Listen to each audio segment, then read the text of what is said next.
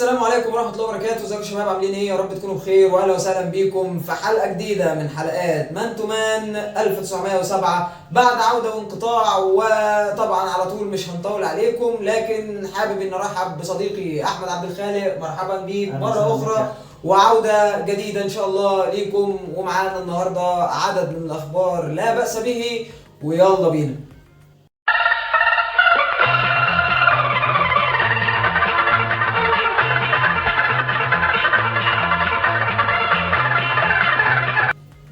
أقيمت قرعة دور المجموعات لبطولة دوري أبطال أفريقيا موسم 23-24، وأسفرت القرعة عن وقوع 4 مجموعات.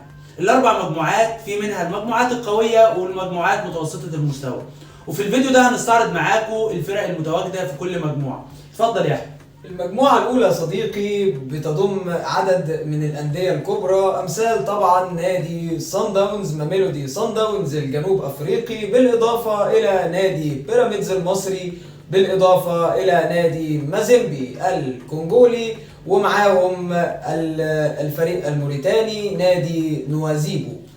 المجموعة الثانية يا صديقي مجموعة متوسطة المستوى، يعني المجموعة الثانية موجود فيها الوداد وسيمبا التنزاني واسك موموزا الايفواري وجوانزو جالاكسي البوتسواني.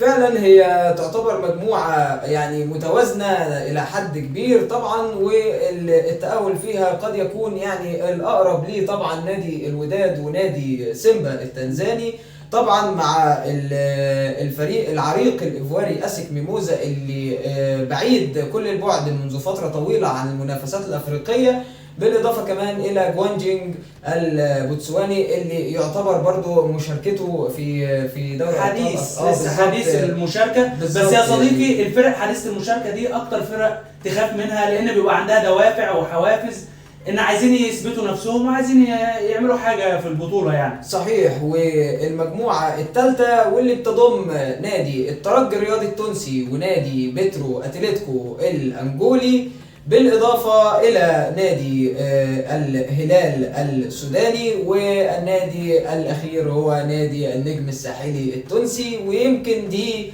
أكبر مجموعة فيها تنافسية من دور المجموعات، خصوصا مع تقارب مستوى الفرق الأربعة، وهيكون صعب جدا حسم الصعود بالنسبة لأي فريق فيهم. فعلا مجموعة صعبة جدا، ومن وجهة نظري دي أقوى مجموعة في البطولة حتى الآن. والمجموعة الرابعة طبعا متواجد فيها النادي الأهلي نادينا الحبيب، وشباب بلوزداد الجزائري، ويانج أفريكانز، وماديما الغاني. بالظبط يا صديقي. طبعا مجموعة برضو مش سهلة أبدا، خصوصا مع تواجد شباب بلوزداد اللي في الوقت الحالي من أكثر الفرق اللي دايما متواصلة في المنافسة في دوري أبطال أفريقيا، وبيعدي دايما من دور المجموعات وبيروح للأدوار الإقصائية باستمرار. بالإضافة كمان إلى نادي يانج أفريكانز النادي التنزاني طبعا اللي وصل لنهائي كأس الاتحاد الأفريقي الكونفدرالية الموسم اللي فات، لكنه ما حلفوش التوفيق وانه خسر النهائي امام اتحاد العاصمة الجزائري. ونادي ميدياما الغاني واللي يعتبر نادي حديث الولادة اصلا، مش حديث البطولة، هو حديث الولادة، خصوصا انه تأسس سنة 2008. فطبعا يعني نادي بعد ما هوية الاهلي بسنة، يعني حديث الولادة يعني. بالظبط يا صديقي. وكمان في الجزئية الخاصة بالنادي اللي بيشارك طبعا للمرة الأولى في دوري أبطال أفريقيا، فالمجموعة قد ينحصر التنافس على الورق ما بين الأهلي وشباب بلوزداد هيكون برضو منافس قوي. تقدروا يا شباب تتابعونا في الكومنتات وتقولوا لنا رأيكم ايه هي أكتر مجموعة صعبة ونارية، وايه هي أكتر مجموعة ضعيفة نوعا ما بالنسبة لترتيب المجموعات. بعد إعلان قرعة دور المجموعات مباشرة الكاف أعلن عن مواعيد المباريات وجولات دور المجموعات، واللي هتتلعب خلال النص الأخير من 2023 والنص الأول من 2024. وهيبدأ دور المجموعات بالجولة الأولى واللي هتتلعب خلال يومين 24 و 25 نوفمبر، وشهر ديسمبر اللي هيكون فيه 3 جولات كاملين خلال المنافسات. واللي هتبدأ طبعا في الجولة الثانية ما بين يومين 1 و2 ديسمبر، والجولة الثالثة اللي هتتلعب في يومين 8 و9 ديسمبر، والجولة الرابعة واللي هتتلعب خلال يومين 19 و20 ديسمبر. وفي 2024 هيتلعب الجولة الخامسة واللي هتتلعب ما بين يومين 23 و24 فبراير، والجولة السادسة واللي هتتلعب في يومين 1 و2 مارس. ومن المفترض يا صديقي ان النادي الاهلي يخوض غمار منافسات الدوري العام. اول مباراه هتكون للنادي الاهلي هتبقى يوم 8 اكتوبر اللي هو يوم الاحد. اول مباراه هتكون للنادي الاهلي مع النادي الاسماعيلي. وطبعا النادي الاهلي في افتتاحيه بطوله الدوري العام قدر ان هو يكسب النادي المصري برباعيه نظيفه. وطبعا النادي الاهلي مؤجل له مباراه سيراميكا كليوباترا نظرا لمشاركته في الدور التمهيدي لبطوله دوري ابطال افريقيا. صحيح يا صديقي كلامك. وطبعا المشاركة كانت لملاقاة نادي سان جورج الإثيوبي في دور 32 طبعا من منافسات دوري أبطال أفريقيا، واللي النادي الأهلي قدر خلالها إن هو يكسب بنتيجة 7-0 بمجموع المباراتين. ان شاء الله النادي الاهلي هيرجع بعد التوقف الدولي اللي هيكون في شهر اكتوبر. النادي الاهلي هيكون عنده منافسه قويه يوم 20 اكتوبر في بطوله السوبر ليج. بطوله السوبر ليج الاهلي هيقابل فريق سيمبا التنزاني في اول مباراه ليه في البطوله الوليده الجديده.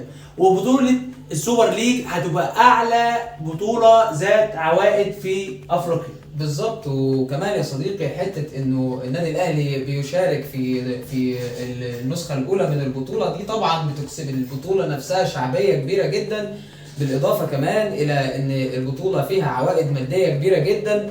ومش بس كده، لكن النادي الاهلي هيواجه صعوبات كتيره جدا من خلال المنافسات الشرسه في البطوله. كون النادي الاهلي طبعا ان تخطى عقبه سيمبا التنزاني هيواجه الفايز في نص النهائي ما بين نادي الترجي الرياضي التونسي ونادي ماميلودي صن داونز. فالظاهر كده صديقي صن داونز مكتوب علينا في كل المواسم، فيعني هتبقى منافسه صعبه جدا وقويه جدا. وعلشان كده العائد المادي بتاع البطولة للمرة الأولى كقيمة كلية للجوائز المادية وصلت ل 12 مليون دولار، فيما يحصل الفايز بالبطولة على 6 مليون دولار. ومن المتوقع كمان انه البطولة خلال الموسمين القادمين انه توصل قيمة العوائد المادية ليها ككل الجوائز للمنافسين على البطولة هتوصل ل 100 مليون دولار، رقم ضخم جدا. يعني هيكون طبعا في يعني ممكن انا في اعتقادي يعني ان البطولة دي ممكن تلغي بطولة دوري ابطال افريقيا. طبعا نتمنى ان النادي الاهلي يفوز بالبطولة دي لاسباب كتيرة يا صديقي. انها تعمل رواق للنادي الاهلي. النادي الاهلي عنده ازمة مالية زي ما احنا عارفين في توفير الدولار وكده، فان انت تقدر تجيب صفقات جديده. لو موديست ما وفقش معاك ان انت تقدر يبقى في بديل، وبديل برقم اكبر، يبقى معاك سيوله ان انت تقدر تشتري لعيبه. هي الفكرة بس ببساطة انه الجزئية الأخيرة بتاعت الصفقات، النادي الأهلي هو النادي الأغنى في أفريقيا، يعني حتى في عز الأزمة المالية هو النادي الأغنى في أفريقيا، حتى أغنى من صن داونز اللي بيصرف بملايين الدولارات على لعيبة من أمريكا الجنوبية.